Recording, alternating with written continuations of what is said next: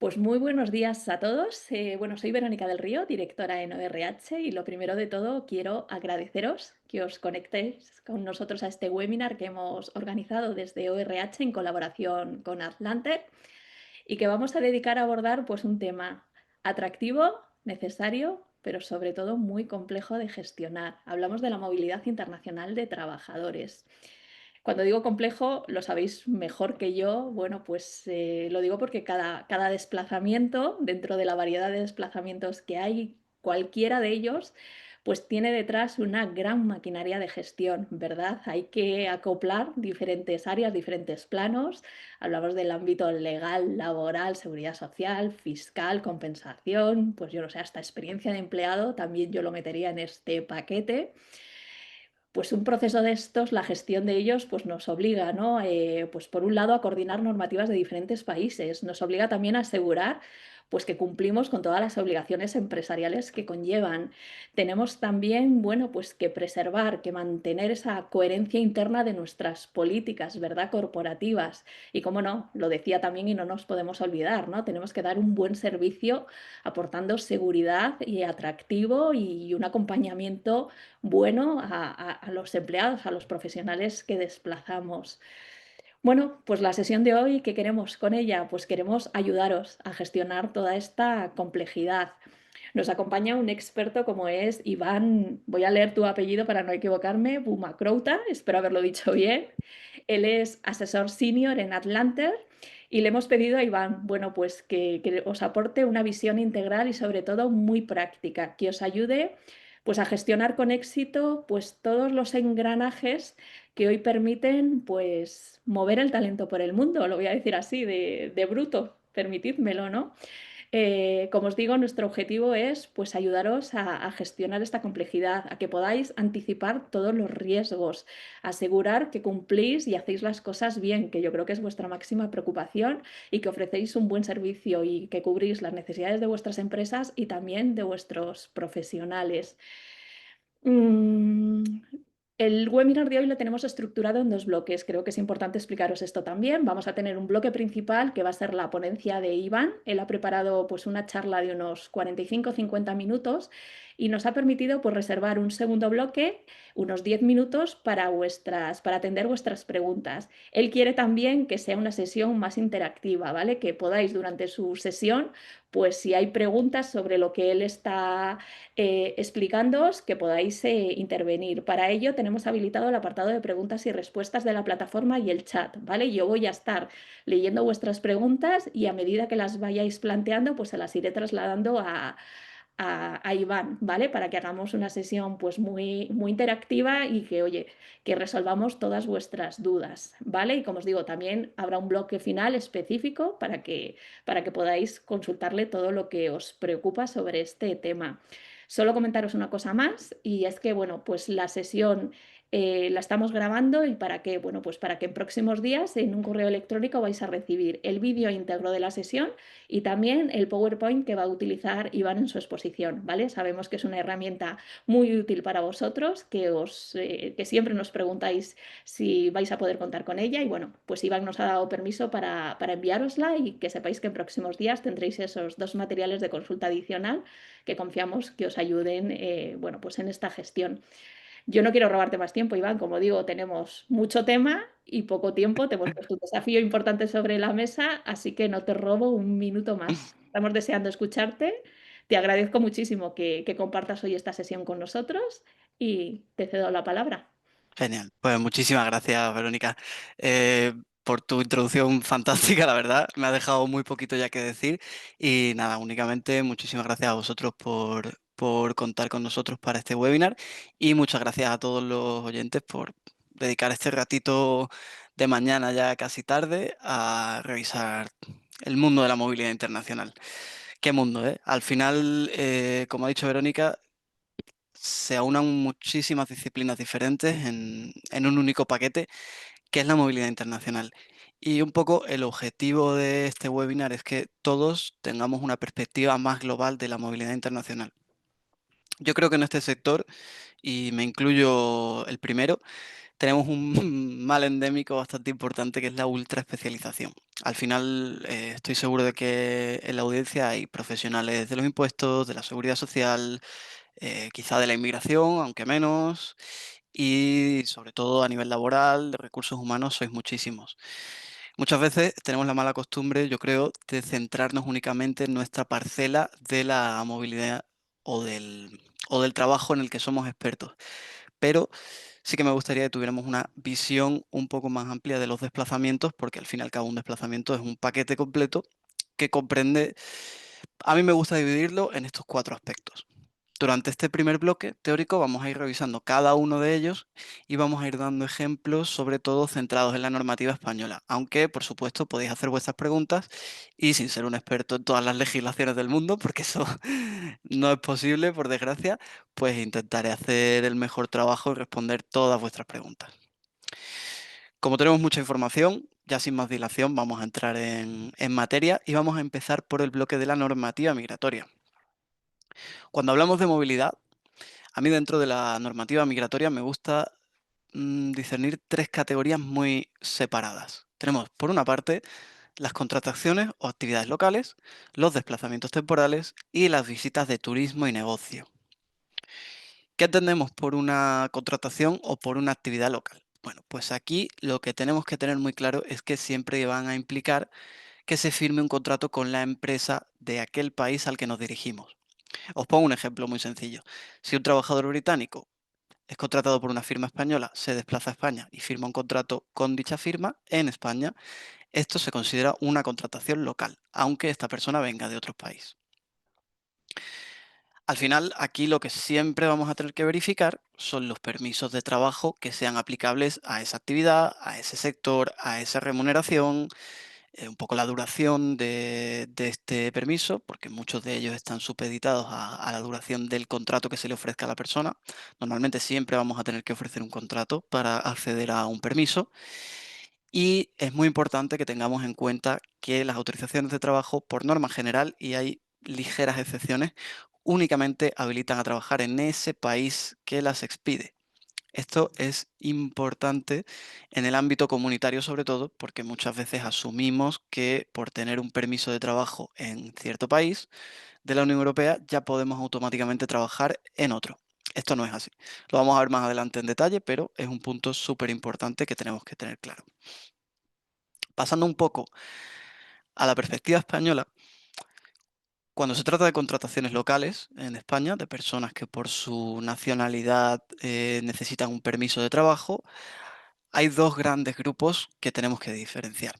Por un lado tenemos la famosísima Ley 14 de emprendedores, que son una serie de permisos que son tramitados por UGE, que es la Unidad de Grandes Empresas.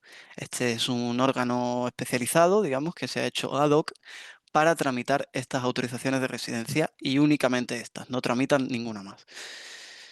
Las características de los permisos de Ley 14 son sobre todo la rápida tramitación y el silencio positivo de la Administración. ¿Esto qué quiere decir? Cuando solicitamos un permiso de Ley 14, vamos a tener nuestra respuesta en 20 días hábiles como máximo. Y si no la tuviéramos, se da por entendido que el permiso está aprobado, ya que el silencio es positivo. En contraposición, tenemos los permisos de la Ley General de Extranjería. Estos permisos, en lugar de un órgano especializado, los gestionan las oficinas de extranjería provinciales, es decir, dependen de aquella provincia en la que se solicite y el órgano local para su tramitación. A día de hoy estoy seguro de que habéis visto publicaciones en redes sobre este tema. Hay un colapso bastante importante en las oficinas de extranjería y todas las autorizaciones que están tramitadas por las mismas suelen tener unos plazos de tramitación de meses. Pueden ser 3, pueden ser 6, depende ya un poco de la provincia y la suerte que se tenga, pero en general se dilata bastante en el tiempo. Entonces es un obstáculo bastante importante para la contratación de talento internacional que normalmente no puede esperar 3 meses, no puede esperar 6 meses para iniciar sus actividades. También otras diferencias entre los permisos de la Ley 14 y los de la Ley General son que, por norma general, los permisos de la Ley 14 se pueden solicitar estando ya el trabajador en España. Que esto en principio puede parecer un poco contraintuitivo, ¿no? ¿Por qué va a estar un trabajador en España sin tener un permiso? Bueno, Si, por ejemplo, tenemos un trabajador que por su nacionalidad tiene entrada libre en España, podemos decirle que venga, presentar el permiso desde España y con eso vamos a evitar todos los trámites en el consulado español de su país, que, bueno, podemos ahorrar unas cuantas semanas haciéndolo así. Por el contrario, todos los permisos de ley general, a no ser algunas excepciones como las modificaciones, se van a tener que tramitar exclusivamente desde el extranjero, con lo cual a los ya de por sí largos tiempos de tramitación les sumamos una fase consular que, dependiendo un poco de la demarcación, puede tardar incluso un par de meses adicionales. Con todo esto que os quiero decir, siempre que sea posible, la recomendación es optar por los permisos de la Ley 14, ya que vamos a tener mayor flexibilidad, vamos a tener unos tiempos de tramitación mucho más ágiles y en general vamos a tener a nuestro trabajador disponible antes, que siempre es lo que la empresa va a querer. Si todo eso es tan maravilloso, ¿por qué no siempre vamos por la Ley 14? Bueno, la Ley 14 al final también tiene unos requisitos más elevados. Tiene requisitos salariales, tiene requisitos de cualificación, y también tiene requisitos a nivel empresarial. Y además estos permisos están ligados al empleador. Es decir, si yo tramito una autorización para un trabajador altamente cualificado, únicamente podrá trabajar en España para mi empresa, la cual ha tramitado el permiso. Por el contrario, la ley general sí que nos permite cambios de empleador, sí nos permite modificación entre permisos, pero tiene el gran inconveniente de los tiempos de tramitación y de los requisitos estrictos sobre la posición que se ofrece. Este es un tema bastante extenso, pero en resumen, para poder tramitar, por ejemplo, un permiso por cuenta ajena, quitando aquellos nacionales de Chile y de Perú, que están exceptuados de todo este proceso, la oferta de trabajo tiene que publicarse, tiene que no recibir candidatos adecuados y el SEPE tiene que emitir un informe, con lo cual a los tiempos de tramitación le sumamos más procesos adicionales. En la medida de lo posible, siempre nos iremos por la ley de emprendedores. Pero aquí estamos hablando únicamente de contrataciones locales en España. ¿Qué pasa cuando nos desplazamos? Lo primero que yo creo que hay que definir aquí muy bien es qué es un desplazamiento. Porque un trabajador que viene de otro país a trabajar en España de manera local, al fin y al cabo, también se está desplazando. Nosotros llamamos desplazamiento a aquellos casos en los que un trabajador extranjero que tiene un contrato en su país extranjero se desplaza temporalmente para prestar un servicio en un tercer país. ¿Esto qué significa? Os pongo un ejemplo muy sencillo. Un consultor puede tener un empleo en, por ejemplo, Estados Unidos y un cliente de dicho consultor solicita sus servicios para los cuales el consultor se debe desplazar a España. Esto no significa que el consultor vaya a formalizar un contrato con ninguna empresa española, pero igualmente va a necesitar un permiso para poder trabajar en España. En esta situación entran los desplazados. Al igual que que con las contrataciones locales, me gusta dividirlo en dos grupos muy diferenciados. Por una parte, los trabajadores comunitarios, que tienen movilidad libre dentro de la Unión Europea y simplemente tendrán que tramitar su certificado de registro de la Unión Europea y las obligaciones derivadas de las que vamos a hablar más adelante. Y por otra parte, tenemos los trabajadores extracomunitarios. Estos trabajadores van a necesitar un permiso específico que se llama ICT, Intracompany Transfer. Este tipo de permisos están ideados justamente para estas situaciones, en las que durante un tiempo determinado se presta un servicio en España o en cualquier otro país de la Unión Europea. Nos vamos a centrar de momento en España, sin que esto implique que se firme un contrato con una entidad española o sin que haya, digamos, una vocación de permanencia del trabajador. Es una asignación temporal, viene a España, realiza sus funciones y se marcha de vuelta, aunque muchas veces no sea el caso. Estos trabajadores, como os comentaba, van a necesitar su permiso ICT, además de cumplir con todas las obligaciones derivadas de las que más adelante vamos a ir hablando. Iván, tenemos 2 preguntitas, sobre desplazamientos temporales, si quieres te las planteo ahora o quieres. Sí, genial, sí, sí, las podemos ver sobre Bueno, la pues te marcha. las leo, las 2 son de Eva. Por un lado dice, cuando un trabajador se desplaza temporalmente a un país con convenio bilateral con España, pero no de forma continua. Por ejemplo, 2 semanas en el país extranjero, 3 en España y De forma así. intermitente, digamos, ¿no? Sí, eso es. ¿Debe tramitarse un certificado de legislación aplicable por cada periodo de desplazamiento concreto o podría solicitarse durante un año aunque haya periodos que los pase y trabaje en España? Lo correcto sería solicitarlo para cada periodo. Y además, esto le va a permitir extender sus asignaciones durante mucho más tiempo, porque al fin y al cabo, si tramitamos un desplazamiento, vamos a hablar más adelante de seguridad social, pero ya lo atendemos. Si tramitamos un único desplazamiento, vamos a llegar al límite que marque el convenio mucho antes, mientras que si vamos tramitando por desplazamiento se puede entender que se trata de asignaciones diferentes y podemos seguir utilizando el convenio siempre que lo necesitemos. Además, al fin y al cabo es lo correcto porque estamos informando a la tesorería de las fechas reales en las que ese trabajador está fuera de España. Entonces, lo adecuado siempre es tramitarlo para cada uno de los desplazamientos. Vale, bueno, si quieres, vamos a dejar las preguntas para el final, si quieres, para no interrumpirte en tu exposición y yo luego en ese bloque final te las voy trasladando porque van Genial. llegando nuevas y si no, a lo mejor te interrumpimos a ti el flujo de... Perfecto. Si ves alguna que sea muy específica de lo que estamos hablando, la podemos ver también sobre Vale. la marcha. Vosotros, a todos los asistentes, ir dejándonoslas ahí, que sí que vamos a tener un espacio final para atenderlas todas, ¿vale? Os aseguramos que Iva nos va a responder a todas. Sin problema. Gracias. Como os estaba comentando, ¿qué permisos tenemos en España para estos trabajadores desplazados que vienen desde fuera a España? Tenemos dos. Por una parte tenemos el ICT-UE y el ICT nacional. Aunque son similares, en realidad hay bastantes diferencias. La principal es que el ICT-UE nació de la Directiva Europea 2014/66, que lo que venía es a facilitar un poco el movimiento de trabajadores internacional. El problema que tiene el ICTV es que al nacer de esta directiva tiene algunas limitaciones. La principal es que se restringe a movimientos intragrupo. ¿Qué quiere decir esto? El caso que os he planteado antes de un consultor que se desplaza a un cliente no podría optar a un ICTV únicamente en caso de desplazarse desde una filial de la empresa a otra filial del mismo grupo y que pueda ser acreditado que es el mismo grupo. Únicamente en ese caso podremos optar al ICTV. ¿Qué ventaja tiene el ICTV?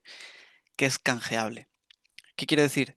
No automáticamente por tener un ICT-UE en España voy a poder trabajar en el resto de Estados miembros, pero sí que tengo una facilidad adicional para canjear mi ICT-UE español por uno alemán, por uno francés, por uno italiano, y es un proceso relativamente más corto. ¿Qué hacemos con los supuestos que no pueden entrar en el ICT-UE? Pues en España tenemos el ICT nacional, que el ICT nacional al final nace únicamente de la normativa española, perdón, la ley 14, en este caso también, y este ICT viene a recoger todos aquellos supuestos pues, de contratos de prestación de servicio, en los que hay un desplazamiento y todos aquellos desplazamientos que en definitiva no sean intragrupo. ¿Cuál es la pega del ICT nacional? Es únicamente válido en España, es decir, no vamos a poder canjear un ICT nacional por un ICT nacional alemán. Si queremos cambiar nuestro desplazamiento desde España a Alemania, vamos a tener que tramitar un permiso desde cero. Y una pregunta que suele surgir mucho a raíz de los desplazamientos es, si yo ya tengo una autorización para trabajar en otro Estado miembro, ¿puedo trabajar en España o viceversa? Bueno, pues la realidad es que no.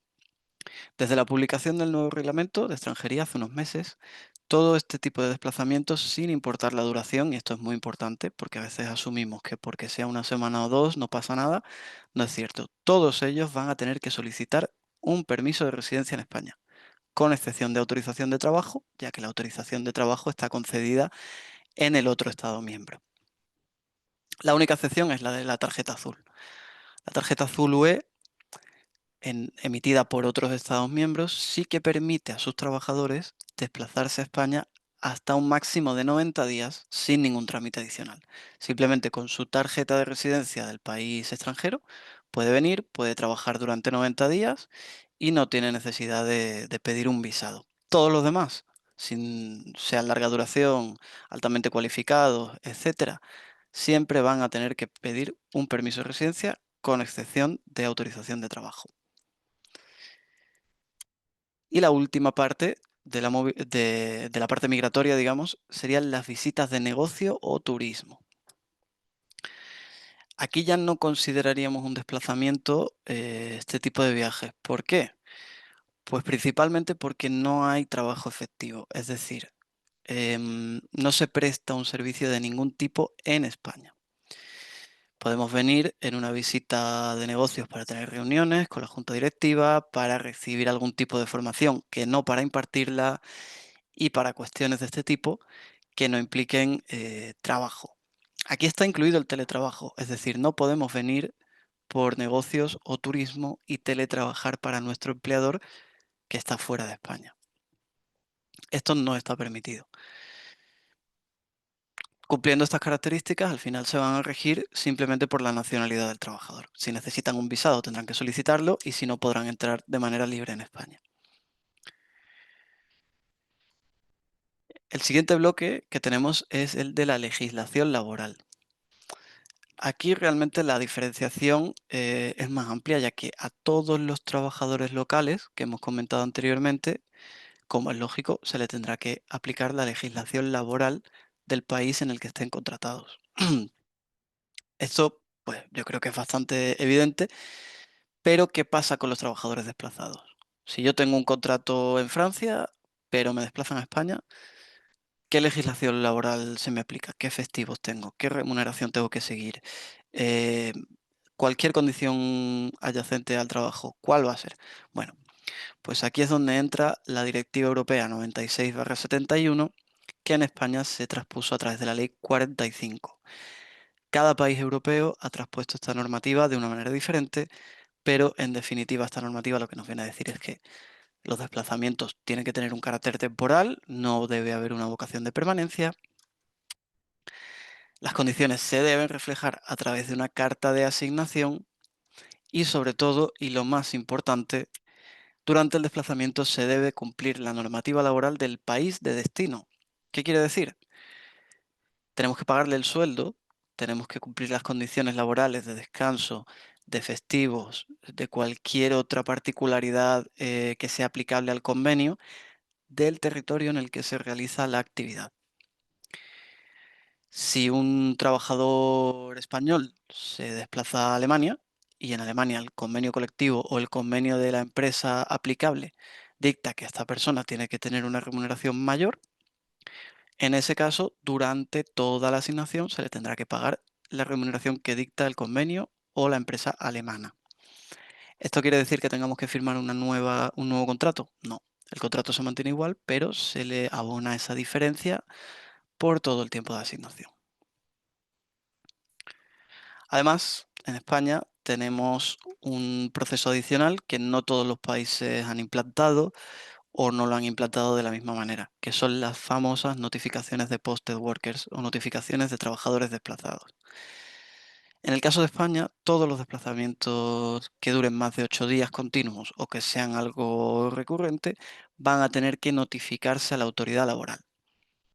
En esta notificación, pues lo que tenemos que indicar es la duración, las funciones a realizar, los datos del empleado, del centro de trabajo, del empleador extranjero, de la empresa que recibe, y todo esto se va a tener que notificar antes del desplazamiento. Esto es muy importante y es un tema que ha causado bastante revuelo en los últimos años, pero es muy importante cumplir ya que existen sanciones por incumplimiento importantes. Iván, a este respecto nos plantean una cuestión que yo creo que está bien aclararla aquí. Dice, si empeora condiciones con respecto a España, ¿también se aplica la legislación del país destino? Por ejemplo, mayor jornada, ¿no sería una modificación sustancial? Podría llegar a aplicarse a nivel de la directiva. Ahora bien, lo que esto plantee respecto a su contrato local, digamos que no, por así decirlo, no, la directiva no tiene que cambiar el contrato original, simplemente durante el desplazamiento esta persona estará sujeta a esta legislación. Por lo que si ese país permite una jornada mayor, como puede ser el ejemplo, durante el desplazamiento podrá tener una jornada mayor. Ahora bien, si esto chocara con su contrato español, pues habría que revisarlo. Pero sí que permite que durante el desplazamiento esté equiparado a un trabajador local. Gracias. Sigue si quieres, luego el resto te las planteo luego. Genial. Pues una vez que tengamos el tema migratorio y el tema laboral cubiertos, tenemos que irnos a la seguridad social. Este es un tema que tiene bastante miga y veo que ya me habéis hecho algunas preguntas, así que ahora nos vamos a explayar un poquito más. Esto es un punto muy importante y que yo creo que a veces se pasa por alto demasiado, y es que por norma general, cuando nos desplazamos a otro país, estamos obligados a cotizar en ese país. ¿Qué pasa? Que hemos normalizado la excepción. Y la excepción es que podemos mantener nuestra cotización en nuestro país a través de varios mecanismos, como son los reglamentos comunitarios o los convenios bilaterales. Incluso otros mecanismos como pueden ser el convenio especial y la asimilación al alta, pero bueno, hoy no vamos a entrar en eso. Respecto a los reglamentos comunitarios, pues la gran ventaja que tenemos es que dentro de la Unión Europea y el Espacio Económico Europeo tenemos un marco regulatorio único aplicable a todos los países y todos los desplazamientos entre dichos países. Aquí tenemos la gran ventaja de poder contar con 24 meses de mantenimiento de la seguridad social en nuestro país de origen, con posibilidad de prórroga, que bueno, en la práctica habitual suele ser de unos 5 años como máximo, aunque se puede conseguir más. Incluso aquellos trabajadores que tienen varias actividades, no es que puedan, es que deben estar sujetos únicamente a un sistema de seguridad social. Todo esto al final lo que nos facilita muchísimo es de cara a acceder a prestaciones, a la jubilación, a cualquier tipo de cuestión contributiva con la seguridad social, tenerlo todo centralizado y localizado en un solo país. También tenemos otra ventaja que es el acceso a la asistencia sanitaria. Además de la tarjeta sanitaria europea, que seguro que todos las conocéis, que nos da acceso a asistencia de urgencia en otros países de la Unión Europea, tenemos el S1. El S1 es un certificado que nos permite trasladar nuestro derecho a la asistencia sanitaria completa con un médico de cabecera, con seguimiento de los tratamientos, con todo lo que implique a un tercer país mientras seguimos cotizando en el nuestro. Os pongo un ejemplo. Un francés puede venir a España de manera temporal y para una asignación, digamos, de unos 6, 7, 8 meses, que ya tenga una duración considerable, pedir su S1, de manera que si tiene cualquier problema médico, ya va a tener aquí un médico de cabecera asignado, ya va a tener una tarjeta sanitaria, etcétera. Esto únicamente se puede hacer dentro del marco de la Unión Europea gracias a los reglamentos comunitarios. Por otro lado, tenemos los convenios bilaterales. Aquí ya no podemos hacer una generalización a nivel europeo porque cada país tiene sus propios convenios. En España tenemos algo similar con el convenio multilateral iberoamericano, pero no es la norma. Cada convenio es diferente y tenemos que analizar muy bien el convenio de cada país. Como no podemos hacer generalizaciones, lo que sí podemos es tener 4 puntos muy importantes a los que prestar atención en este tipo de desplazamientos. Y son, el primero de todos, que los textos están muy desactualizados, algunos de ellos, ya que hay convenios que tienen más de 50 años de antigüedad. Por ejemplo, el teletrabajo no está contemplado en ninguno de ellos, y no se adaptan demasiado bien a las realidades que tenemos en 2025. Esto hay que tenerlo muy en cuenta, ya que lo que era común o habitual en los años 80, lógicamente, hoy en día no lo es, pero el convenio y la norma sigue siendo la misma. Los tiempos de tramitación, si bien en España son bastante cortos, en torno a 1, 2, 3 semanas, en países extranjeros son muy largos y pueden llevar meses. Para tramitar un convenio, y os pongo el ejemplo que tengo más reciente, desde Estados Unidos a España, los tiempos de tramitación creo que están rondando los 6 meses, con lo cual tenemos que planear nuestras asignaciones con mucha antelación, ya que sin este convenio no vamos a poder tramitar el permiso de trabajo. Tenemos otro problema que es la exclusión de nacionalidades. Los reglamentos comunitarios, por ejemplo, se aplican a cualquier nacionalidad, es decir, un nacional colombiano que trabaje en España está dentro del ámbito de aplicación de los reglamentos comunitarios. En el caso de los convenios bilaterales no es así. Hay muchos de ellos que únicamente contemplan a las nacionalidades de ambos firmantes. Si hubiera un trabajador de un tercer país que es residente de uno de los dos estados firmantes y se desplaza, el convenio no le aplicaría porque está limitado únicamente a ambas nacionalidades. No todos son así, la gran mayoría no lo son, pero es muy importante que no demos por hecho que porque entre España y un país haya convenio ya vamos a poder solicitarlo. Tenemos que mirar también la nacionalidad de nuestro trabajador. Y el tercer punto es el de la cobertura. Dentro del ámbito europeo podemos tener derecho a asistencia sanitaria trasladada desde nuestro país. En el caso de los convenios no es así. Entonces, prácticamente siempre vamos a tener que complementar el convenio con un seguro de salud completo, sin copagos, sin carencias, etcétera. Pero claro, ¿qué pasa cuando hay un país sin acuerdo? Porque hay muchísimos. Bueno, aquí lo quiero dividir también entre desplazamientos a España y desplazamientos desde España y nos vamos a centrar en desplazamientos a España. En caso de que el trabajador venga de un país sin acuerdo, pues al final vamos a tener que cotizar de manera local. Aquí ya no hay ningún salvoconducto. Vamos a tener que darle de alta a nuestra empresa incluso aunque tengamos a un trabajador desplazado. Es decir, no vamos a tener un contrato con él, pero va a estar de alta, ya que al estar trabajando en España, si recordáis, os lo he dicho antes, la norma es que debe cotizar en España, no puede cotizar en el extranjero. Hay algunos países que sí disponen de algunas excepciones, sobre todo para el tema del teletrabajo, etcétera, pero bueno, España no es uno de ellos y aquí siempre se va a tener que cotizar si no hay un acuerdo que prevenga esta situación. ¿Qué pasa para aquellos trabajadores que son nómadas digitales o que vienen desplazados por empresas que quieren empezar a operar aquí y no tienen un convenio que les prevenga de cotizar en España? Bueno, ahí vamos a tener que establecer presencia. ¿Qué significa establecer presencia? Lo vamos a ver más adelante, pero básicamente es que la entidad extranjera se establezca y se registre en España con ánimo de realizar las contribuciones a la seguridad social, realizar retenciones fiscales y otras cuestiones que vamos a ver a continuación. Porque todo esto nos lleva a los impuestos. Yo no soy un especialista en impuestos y estoy seguro de que más de una persona en la audiencia puede tener bastantes más conocimientos que yo, pero igualmente creo que es algo que merece mucho la pena mencionar. Sobre todo mencionar algunas de las herramientas que tenemos para que el cambio de residencia fiscal de nuestros desplazados sea un poquito menos traumático. A mí me gusta centrarme en dos partes. La primera es la ecualización fiscal, que lo que nos permite es que la situación fiscal que un trabajador ha venido teniendo hasta la fecha se mantenga, a pesar de pasar a un sistema con una tributación completamente diferente.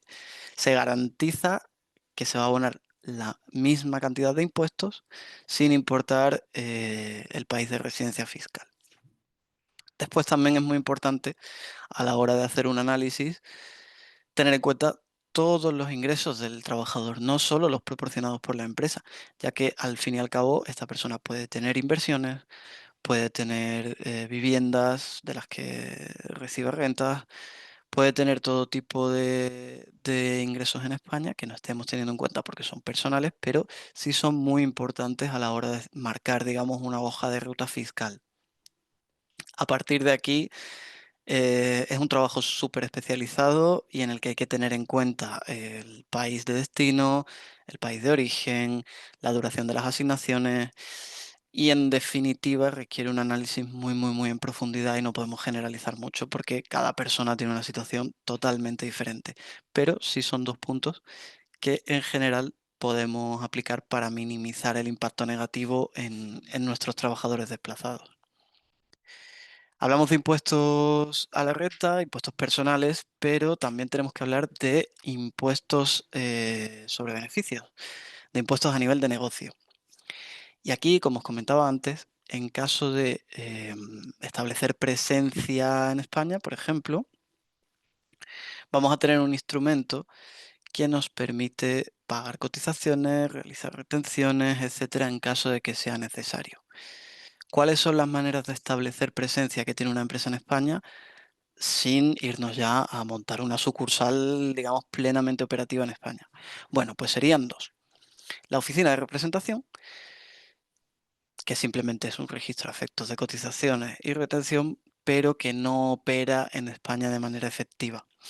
¿Para qué es útil la oficina de representación? Pues un caso muy claro y muy en auge son los nómadas digitales, aquellas personas para las que toda su actividad se dirige al extranjero, que no tengan clientes en España, que no presten ningún tipo de servicio en España, pero a pesar de ello quieran o deban residir aquí por temas familiares, por temas personales o por cualquier otra cuestión, a través de la oficina de representación van a poder abonar sus impuestos, van a poder pagar sus cotizaciones a la seguridad social, van a poder residir en España de manera continuada mientras tienen un empleador extranjero.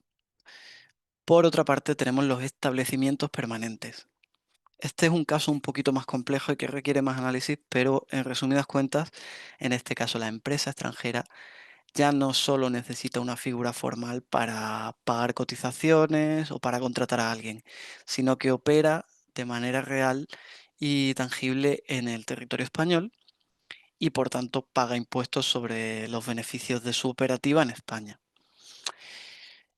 Este caso, como os comento, es un poquito más complicado, pero un ejemplo que se me viene a la mente es aquellos trabajadores que vienen un poco a realizar tareas de consultoría o que vienen a hacer un poco de prospección de negocio, que sí que van a tener una operación real en España, pero por el momento su empresa no se ha establecido o no ha abierto una sucursal. El establecimiento permanente, pues sí puede ser una herramienta útil para estos trabajadores. Y con esta última explicación cerraríamos el bloque teórico. Ahora lo que he preparado son una serie de casos prácticos. Tenemos 8, pero bueno, podemos, hasta donde lleguemos, llegamos. Ahí no hay problema. Y lo que vamos a analizar aquí es en cada uno de ellos la situación a nivel laboral, a nivel de seguridad social y a nivel de inmigración.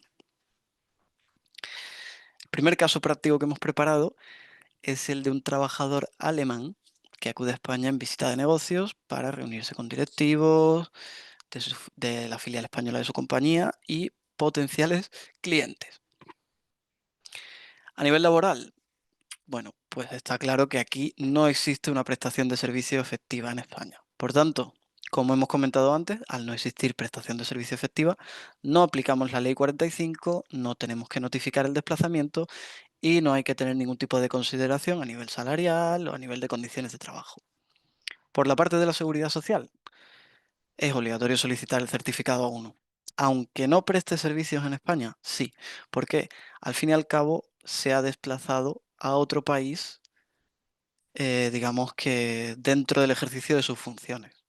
Por ese motivo es importante que solicite el certificado A1, mantenga su cotización en su país y esté cubierto ante cualquier tipo de problema que pudiera surgir. Y a nivel migratorio, pues al ser alemán no habría ningún problema tampoco, tendría una entrada libre en España, no podría exceder los 90 días en un periodo de 180 sin el CRUE, pero bueno, entendemos que para una visita de negocios, pues 90 días es más que suficiente. Iván nos preguntan o nos piden que especifiques, en el caso, ¿el A1 se solicitaría en Alemania? Efectivamente, la 1 siempre se solicita en el país en el que la persona trabaja y cotiza. Si es un desplazamiento hacia España, sería el país extranjero. Si es un desplazamiento desde España, sería desde España. Siguiente caso, tenemos a un consultor autónomo del sector IT, es británico y quiere venir a vivir a la Costa del Sol durante 2 años. Este caso, como podéis imaginar, para nada está basado en hechos reales. ¿Qué podríamos hacer con él? Es británico, va a necesitar trámites. Sí. A nivel laboral, no existe una prestación de servicio efectiva en España. No existe, ¿por qué? Porque este consultor únicamente va a prestar servicio a sus clientes británicos. Por tanto, en España no va a prestar ningún servicio, va a seguir sujeto a su legislación y no se aplica la ley 45. Ay, disculpa que le he dado donde no era. A nivel de seguridad social, pues aquí va a ser obligatorio solicitar un certificado A1 bajo el protocolo SSC. El protocolo SSC es un poco una asimilación al reglamento comunitario firmado entre el Reino Unido y la Unión Europea tras el Brexit. Es muy similar, hay algunas particularidades, pero bueno, en términos generales se emite el certificado A1 en los mismos términos que con los reglamentos comunitarios. ¿Qué pasa si este trabajador quiere venir ya durante más tiempo a España? Pues ahí lo que va a poder es establecerse y cotizar de manera local. ¿Y a nivel migratorio? Pues a nivel migratorio vamos a tener que solicitar una autorización de residencia para teletrabajadores internacionales, que es una figura relativamente nueva que permite precisamente a trabajadores autónomos o asalariados residir en España sin tener una actividad en España, simplemente proporcionando sus servicios de manera remota a clientes en el extranjero.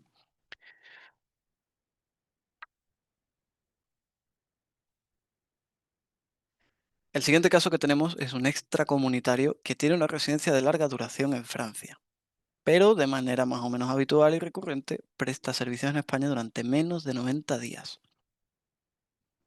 A nivel laboral, aquí ya sí hay una prestación de servicio en España. Hay una prestación de servicio transnacional y vamos a tener que asegurarnos de que se cumplen las condiciones laborales mínimas de esa actividad en España.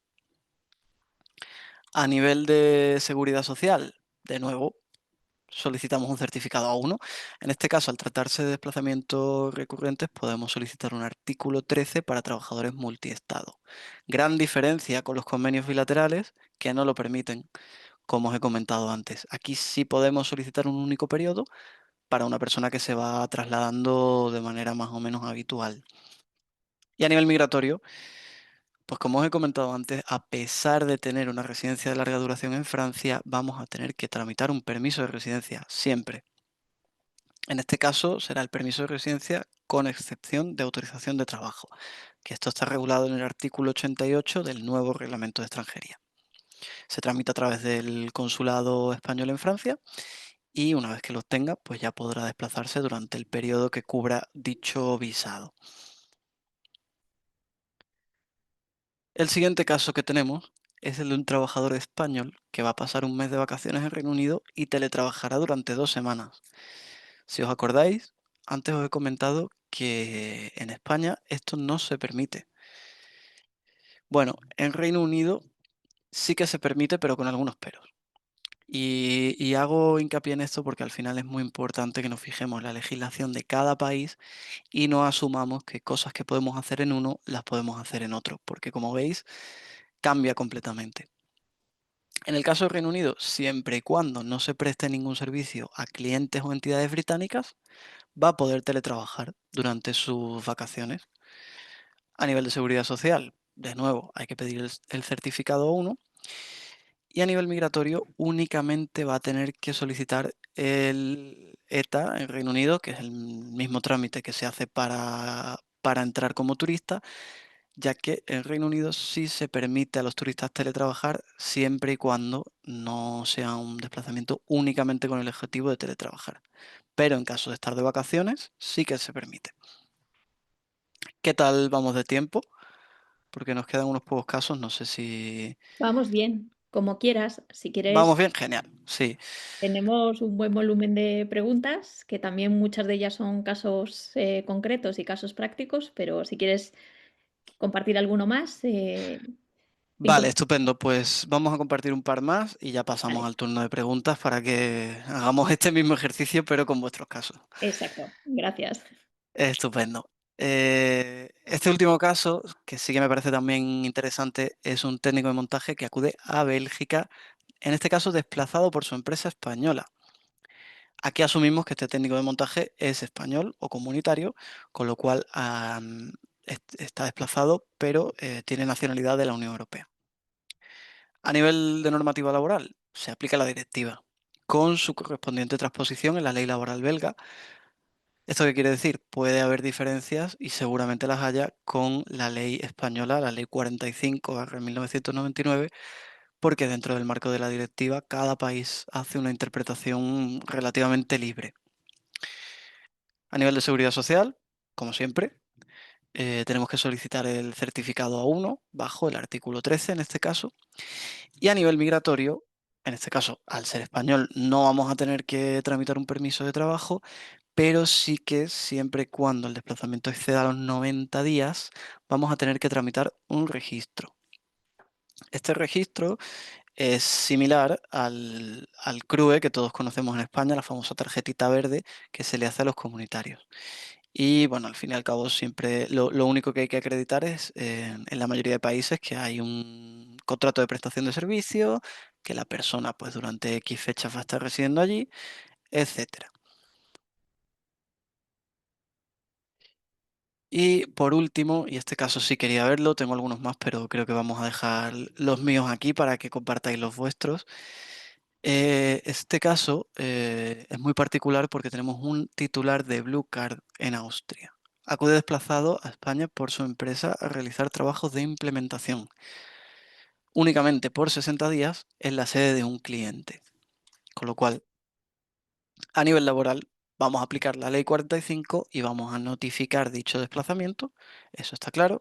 A nivel de seguridad social, de nuevo, vamos a tener que solicitar el certificado A1 y a nivel migratorio, como única excepción, no vamos a tener que tramitar nada.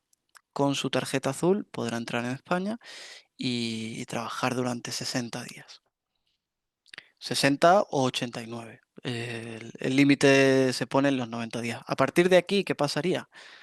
Pues incluso para titulares de una tarjeta azul tenemos dos opciones. O canjeamos su tarjeta azul por una tarjeta azul española o tramitamos el mismo visado que para todos los demás, que es el de residencia, con excepción de la autorización de trabajo.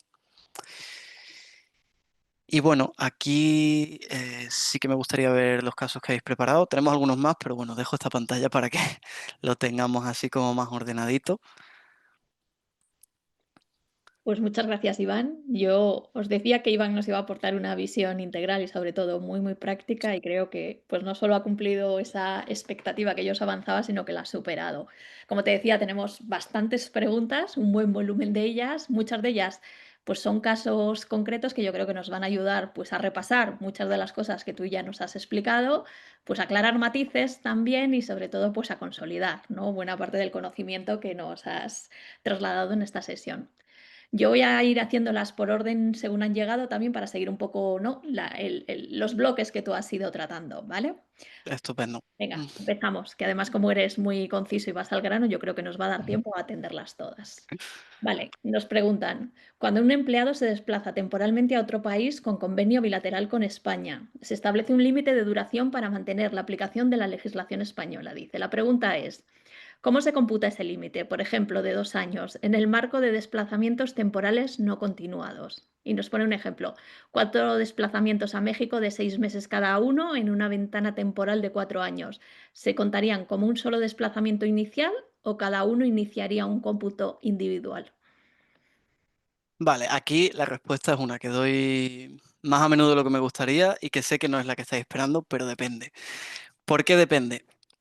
Al final, el cómputo o no de todos esos periodos va a depender de lo que se considere o la capacidad que tengamos para acreditar que se trata de desplazamientos diferentes. ¿Esto qué quiere decir? Si tenemos 4 desplazamientos de 6 meses consecutivos a la misma empresa, pues probablemente nos van a decir, oye, tú lo que estás es en un único desplazamiento, se te cumplen los 2 años, pide una prórroga. Por el contrario, si tenemos un desplazamiento de 6 meses, pasan 2, 3 meses. Después tenemos un desplazamiento de otros 6 meses, incluso a la misma empresa, pero quizá un proyecto diferente, o a otra empresa completamente diferente. Ahí sí vamos a tener más facilidad para justificar que efectivamente mi desplazamiento terminó y ahora inicio uno nuevo y tengo todo el plazo del convenio restablecido, digamos. ¿Esto está recogido en alguna parte? No. Es completamente interpretativo por parte de las autoridades de ambos estados y al final depende un poco de la argumentación que uno pueda hacer. Bueno, te lo vamos a poner un poco complicado con todos los casos que te vamos a plantear. Bueno, vamos a abusar un poco de, de tu generosidad. Otra pregunta. Si un trabajador extracomunitario viene a formarse a España, ¿es necesario tramitar el permiso de trabajo ICT y cumplimiento post-worker? Si un trabajador extracomunitario viene a formarse, si entendemos a formarse como una formación dentro del marco de la empresa en la que trabaja, en principio no. Simplemente con un visado de negocios podría venir y recibir la formación de su empresa que sea necesaria. Si entendemos una formación como una formación universitaria o unos estudios regulados, ahí sí va a necesitar algún tipo de autorización, bien sea una estancia por estudios, bien sea cualquier otro permiso que le habilite a trabajar y que mientras lo tiene podrá estudiar. Vale, nos preguntan también, política de teletrabajo también, ¿vale? Si la política de teletrabajo de la compañía te permite trabajar 30 días en el año natural desde en la Unión Europea o país extranjero, ¿habría que realizar los mismos pasos como si desplazaras al trabajador o solo asegurarse de la cobertura en caso de accidente? Bueno, al final es prácticamente lo mismo. Dentro del ámbito europeo, si tenemos nacionalidad comunitaria, lo único que habría que hacer es tramitar el A1, ya que al final no vamos a estar prestando servicio en el tercer país, entonces tema de posted workers nos podemos olvidar. Y con el A1 podríamos tramitar ese 1, con lo cual tema de cobertura la tenemos también. En caso de países fuera de la Unión Europea se complica bastante la situación, ya que a nivel migratorio, si el país lo exige, independientemente de la política de la empresa, vamos a tener que pedir un permiso de trabajo, quizás si lo hay para teletrabajadores específico ese, y si no, otro que pueda encajar. Y a nivel de seguridad social, si hay convenio, podemos solicitarlo y tendremos que ver si nos lo dan, porque como os comentaba, en el texto normativo no se recoge el teletrabajo e incluso podríamos estar obligados a cotizar de manera local. Entonces, para países terceros hay que verlo caso por caso. Dentro de la Unión Europea, sin mayores problemas, es sencillo. Vale. Nos preguntan, una persona que se desplaza, por ejemplo, a Japón y durante 5 días va a realizar actividad para la empresa, pero se va a quedar de vacaciones 4 días más en ese país. ¿Qué fechas se informan en el desplazamiento? ¿Todo el periodo o lo que se esté realizando tareas para la empresa? No, únicamente hay que informar el periodo en el que se esté trabajando. Cuando nos vamos de vacaciones no pedimos un convenio. Entonces, en este caso sería lo mismo. Solo en esos momentos en los que está trabajando y en los que al fin y al cabo puede estar sujeto a pues, no sé, un accidente laboral o a una inspección y en esos momentos tiene que cumplir con la normativa. Cuando esté de vacaciones, ahí no tiene que informarse nada. Vale. Hay otra pregunta en relación a, bueno, pues desplazamientos para recibir formación y nos preguntan qué documentación sería necesaria para justificar que alguien ha venido a recibir formación si es dentro del mismo grupo de empresas. Dice, hay casos en los que la parte práctica de la formación puede confundirse con prestación de servicios y dentro del grupo, pues no siempre hay contrato, factura, etcétera, de esa formación. Buena pregunta. No hay una lista, digamos, establecida. En estos casos, si es una persona, por ejemplo, extracomunitaria, tendría especial cuidado en tener muy bien documentado, si no es con facturas, con un plan interno de formación de la empresa que establezca exactamente qué, quién, dónde y un poco todo lo que se va a hacer y cuál es cada una de las actividades, en qué localización, en qué horario y un poco por qué se justifica que no es trabajo efectivo, sino que es algo que necesita como capacitación para ejercer sus funciones en su país de origen. Vale. Para una persona que realiza una visita de negocios, supervisando el proyecto que tenemos externalizado en otro país. Pone como ejemplo Argentina, Colombia, etcétera. Nos pregunta si hay un máximo de tiempo. Dice, tendríamos una persona desplazada que podría superar los 180 días supervisando la operativa externalizada, mantiene su contrato en España y teletrabajada desde allí. Bueno, para mí este caso no es una visita de negocios, es un desplazamiento. Al final, si estás supervisando, es cierto que puede estar en la fina línea entre reunión y trabajo efectivo, pero mi criterio a lo mejor es muy conservador, pero siempre lo consideraría un desplazamiento. Con lo cual, ¿qué tendríamos que hacer? Un permiso de trabajo para desplazados en Argentina, que me consta que existe, y un convenio bilateral de seguridad social para que esta persona pueda estar allí manteniendo su relación con su empleador español y haciendo las funciones que le toque en Argentina durante más de 180 días. Especialmente la parte de los 180 días, porque al final con una entrada de turismo no vamos a poder estar 180 días. Vale, vamos a ir avanzando porque nos van a quedar muchas preguntas, pero bueno, ¿qué se entiende por recurrente para tener que notificar el desplazamiento? Dice, en nuestro caso en concreto, un trabajador de la matriz italiana pasa una media de 10 días al mes en nuestra oficina en España. Definitivamente es recurrente. Al final todo lo que... Y no hay un criterio fijo, aquí, solo se hace referencia a los 8 días, pero bueno, un poco el espíritu de la normativa es que las personas que estén desplazadas en España durante un tiempo más o menos considerable, se notifiquen y cumplan con las condiciones.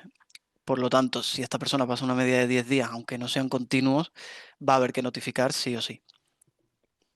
Vale, vamos a una pregunta sobre autorización de residencia inicial para prácticas. Nos dice, nos han concedido la autorización de residencia inicial para prácticas por convenio universitario firmado con Universidad Brasileña.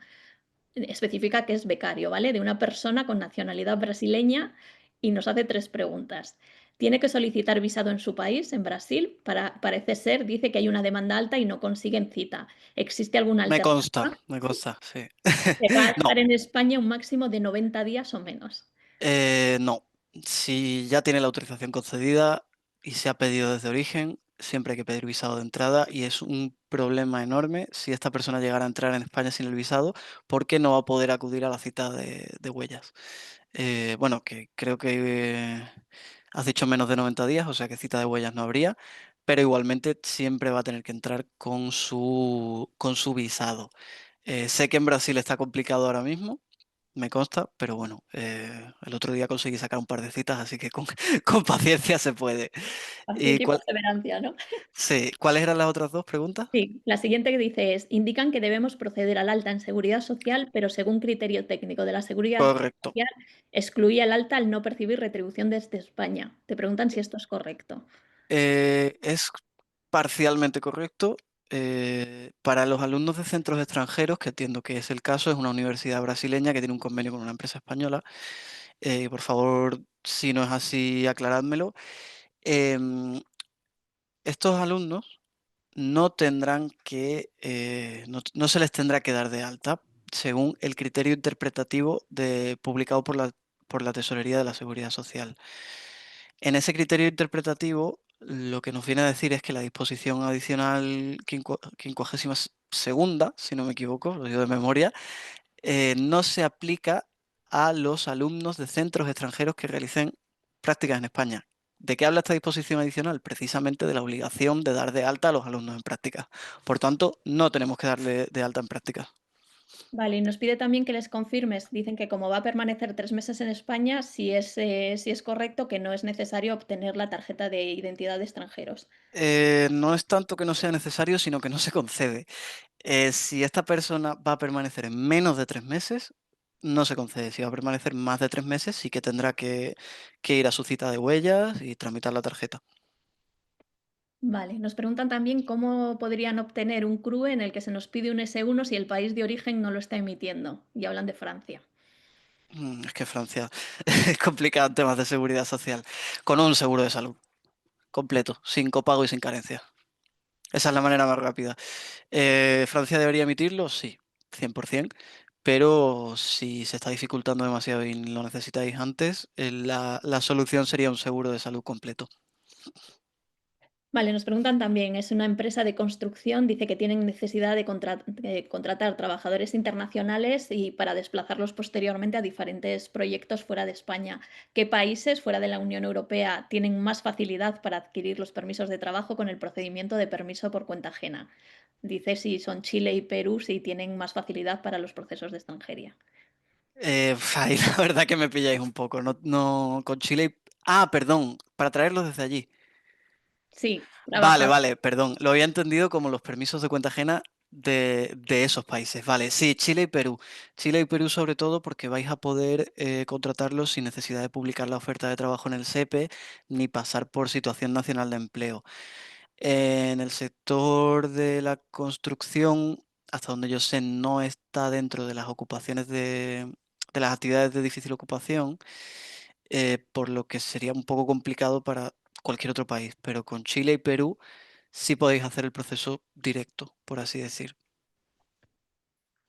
Venga, te voy a rebajar un poco el nivel de intensidad técnica y una preguntita para que cojas aliento, que no sé, bueno, igual te estoy engañando, pero bueno, diferencia entre nómadas digitales y teletrabajadores. Bueno, el nombre es exactamente lo mismo. Exactamente. En España llamamos nómadas digitales a los teletrabajadores. Al final, lo que tenemos que considerar, y lo más importante para que podamos decir es un teletrabajador internacional, es un nómada digital, es que sus servicios se presten a clientes o entidades fuera de España. Esto es clave. Si venimos a teletrabajar para una empresa que está en Madrid desde Valencia, no, somos un trabajador local. Teletrabajamos, pero somos un trabajador local. Siempre tiene que estar fuera de España. La única excepción es aquellos teletrabajadores por cuenta propia que podrán dedicar un pequeño porcentaje, en torno al 20%, a clientes españoles, pero nada más. Todo el resto de la actividad tiene que estar fuera de España, siempre. Vale, seguimos. Vamos a ir un poco rápido si te parece, ¿vale? Si una empresa española contrata a un trabajador francés para prestar sus servicios en Francia, ¿debe la empresa española darlo de alta en Francia y cotizar por él en Francia y no en España? Y, res- Efectivamente. Ah, y- perdón, no había... no, no te preocupes. Contesta si quieres. Sí, sí, lo que va a tener que hacer es establecer presencia de alguna manera en Francia si quiere que esta persona esté ubicada allí de manera permanente. Si quiere que esté ubicada de manera temporal, lo que puede hacer es traerlo a España, que pase a estar sujeto a la legislación española, que para ello tendrá que pagar cotizaciones aquí, y una vez que ya tengamos esto, desplazarlo a Francia con un A1. Pero esto es una solución temporal. Si queremos que esté siempre allí, va a haber que establecer presencia de alguna manera en Francia. Vale, respecto al pago del salario, dice, no se declara este trabajador en el modelo 111 y 190 de España, ya que reside y trabaja en Francia. Aquí la verdad que me pilláis. Eso seguro que hay algún trabajador de, de la parte de nóminas que lo sabe responder bien.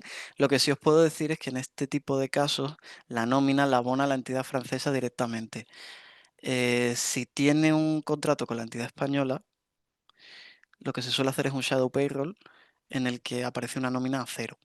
Pero es un tema que ya se me sale un poquito de mi expertise para no mentiros y hay que verlo directamente de un especialista en nómina internacional. Gracias, Iván. Te estamos poniendo aquí en, Eh, en muchos frentes, es verdad, somos conscientes. Dice, si en una empresa, en una multinacional presente en más de un país, un trabajador con contrato español finaliza aquí y se mueve a otro país de la Unión Europea a la misma compañía, pero contrato del nuevo país, y al cabo de 2 años vuelve a España, ¿qué impacto tendría esto? bueno, tendría impacto a nivel de cotización, ya que esta persona dejaría de cotizar en España y pasaría a cotizar en el otro país. Y bueno, a nivel de antigüedad es algo un poco discutible, ya que en caso de que se finalizara la relación laboral después de estos tres cambios, se podría llegar a entender en España que la antigüedad es la total, ya que solo ha ido rotando entre empresas del mismo grupo. A partir de ahí, pues tendría también las implicaciones fiscales propias del desplazamiento, pasaría a ser un residente fiscal allí, probablemente, y al ser comunitario, pues a nivel migratorio no tendría mayor problema. Puede desplazarse sin ningún trámite. Vale, otra pregunta. En las comunicaciones a la seguridad social, los A1 y los TA300 tienen justificante del desplazamiento que se recibe sellado por la seguridad social. Sí. Pero en el caso de países sin convenio, aun cuando se comunica a la seguridad social, no recibimos ningún justificante confirmación del desplazamiento por parte de esta. ¿Podrías confirmarnos si hay alguna forma de justificar estos desplazamientos? ¿Cuáles pueden ser las sanciones de no comunicar un desplazamiento de más de 8 días, tanto en países con convenio como sin convenio? Creo que estamos ahí mezclando un par de cosas diferentes. Por una parte tenemos la seguridad social. Em, es cierto que cuando presentamos un convenio uno a uno tenemos un justificante de desplazamiento. Cuando comunicamos a la seguridad social que un trabajador se desplaza a un país sin convenio, y aquí entiendo que me está hablando de la orden ISM, en ese caso no necesitamos acreditar nada en el país de destino, porque ese país no tiene un convenio con España. Lo que sí vamos a tener que hacer es cumplir con la legislación del país de destino. Es decir, no por yo comunicar la orden ISM, estoy exento de cotizar en destino. Ojo, porque esto es importante. La orden ISM es simplemente un mecanismo de protección para los trabajadores a nivel España, pero no nos exime de absolutamente nada en el país de destino. Creo que por ahí va la pregunta. Vale, si me permitís, permitidme que le dé un par de minutitos a Iván para que coja un poco más de aire, que le tenemos ahí, le llevamos el ritmo un poco de más.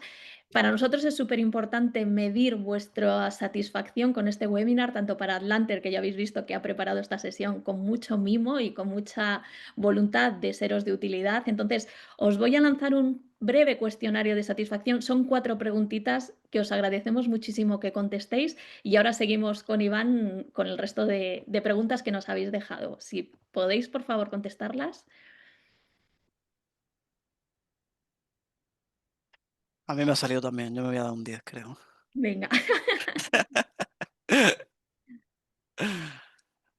Lo hacemos de manera muy rapidita, es muy breve y mientras tanto, si quieres, te voy leyendo. Sí, seguimos, seguimos. Vale, mira, nos dicen, nosotros tenemos un caso de un español que está teletrabajando para una empresa británica que no tiene sede en España. ¿Cómo debería atenderse esta situación en seguridad social, tributación e inmigración? Vale. Dice, ¿se podría dar de alta la empresa en Hacienda y Seguridad Social para que tribute y cotice en España? Y nos dice también, además, viajar a Reino Unido ocasionalmente, entendemos que se debe comunicar sus viajes cada vez que se realicen. ¿Esto es así? Esto, la primera parte sí, es así. De hecho, esta entidad, si quiere tener a esta persona de manera indefinida en España, va a tener que registrarse. Si no tienen operación en España, es probable que con una oficina de representación sea suficiente, simplemente pues para practicarle las retenciones de seguridad social y para el tema de IRPF. Por otra parte, para los viajes a Reino Unido, tenemos que tener en cuenta que esta persona es empleado de una empresa de Reino Unido, sí, pero de manera local en España, por tanto, no tiene permiso de trabajo en Reino Unido y esto es clave, ¿vale? Va a poder desplazarse a Reino Unido en la misma medida en la que cualquier nacional español puede, es decir, visitas de 90 días dentro de un periodo de 180 y únicamente para turismo o negocios. Si queremos que tenga una prestación de servicio efectiva en Reino Unido, vamos a tener que hacerle un permiso de trabajo específico. Y a nivel fiscal, creo que me has dicho también. Sí, nos han Nada, preguntado. a nivel fiscal, pues si es residente en España, sería residente fiscal en España y no tiene mucha más historia. Quizás se le pueda aplicar el 7P en sus desplazamientos a Reino Unido y pocas más consideraciones hay. Vale, nos preguntan también, tenemos un trabajador que se desplaza a la planta productiva ubicada en Eslovaquia de la filial española a realizar mantenimiento de maquinaria durante una semana. ¿Qué debemos tener en cuenta de tramitar?